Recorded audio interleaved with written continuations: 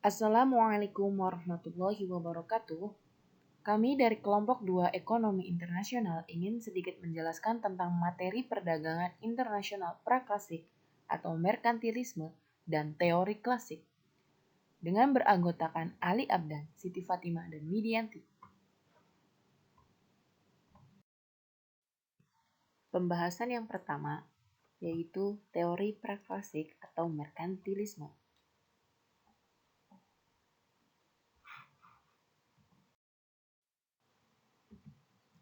Merkantilisme adalah suatu teori ekonomi yang menyatakan bahwa kesejahteraan suatu negara hanya ditentukan oleh banyaknya aset atau modal yang disimpan oleh negara yang bersangkutan, dan bahwa besarnya volume perdagangan global teramat sangat penting.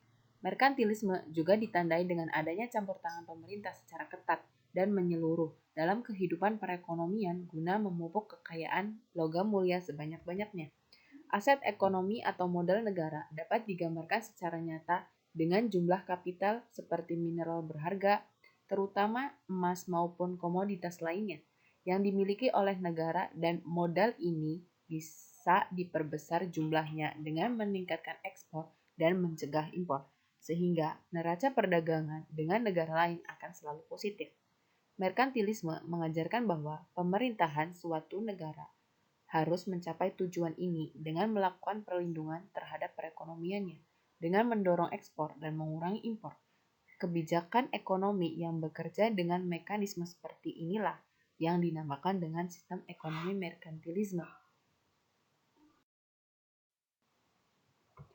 Selanjutnya, ide pokok merkantilisme. Yang pertama, suatu negara atau raja akan kaya dan kuat bila ekspor lebih besar daripada impor. Dan yang kedua, ekspor neto tersebut diselesaikan dengan pemasukan logam mulia, terutama emas dan perak dari luar negeri. Semakin besar selisih ekspor dan impor, semakin banyak logam mulia yang dimiliki atau diperoleh dari luar negeri. Dan yang ketiga, logam mulia yang banyak digunakan oleh raja untuk membiayai armada perang guna memperluas perdagangan luar negeri dan penyebaran agama.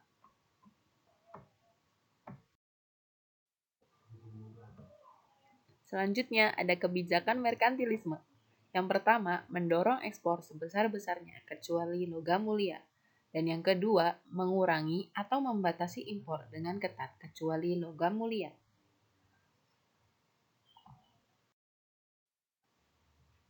Pembahasan yang kedua, yaitu teori klasik.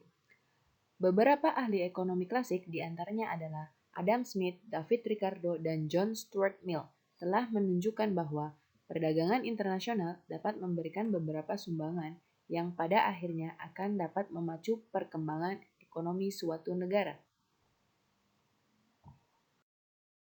Yang pertama, pemikiran Adam Smith, yaitu teori keunggulan mutlak atau absolute advantage atau absolute cost. Ia berpendapat bahwa jika satu negara menghendaki adanya persaingan, perdagangan bebas, dan spesialisasi di dalam negeri, maka hal yang sama juga dikehendaki dalam hubungan antar negara. Dan yang kedua ada John Stuart Mill dan David Ricardo, berpendapat keunggulan komparatif atau comparative cost. Teori ini berpendapat bahwa perdagangan internasional dapat terjadi walaupun satu negara tidak mempunyai keunggulan absolut, asalkan harga komparatif di kedua negara berbeda.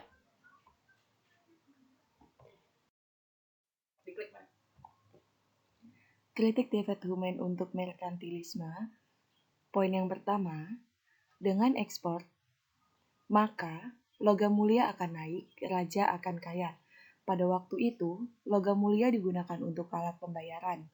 Hal ini akan menyebabkan jumlah uang yang beredar semakin banyak.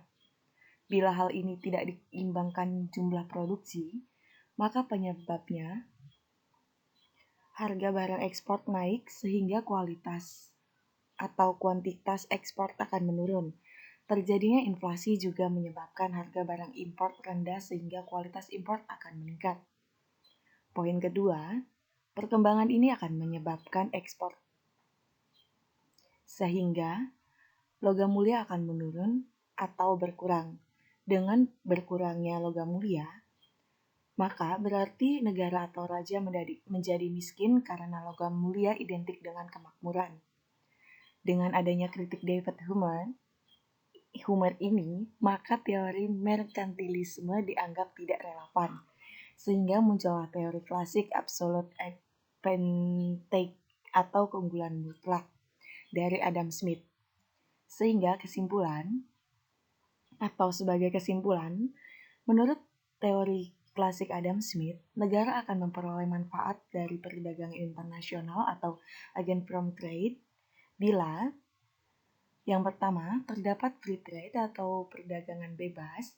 Yang kedua, melakukan spesialisasi berdasarkan keunggulan absolut atau absolute advantage yang dimiliki.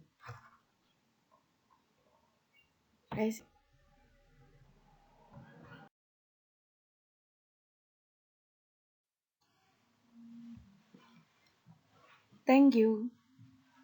Terima kasih atas perhatian dan waktunya buat teman-teman yang telah menyempatkan untuk menonton video ini. Barangkali nanti ada sisi pertanyaan, boleh silakan nanti langsung ditanyakan saja. Kurang lebihnya sekian dari kelompok kami. Wassalamualaikum warahmatullahi wabarakatuh.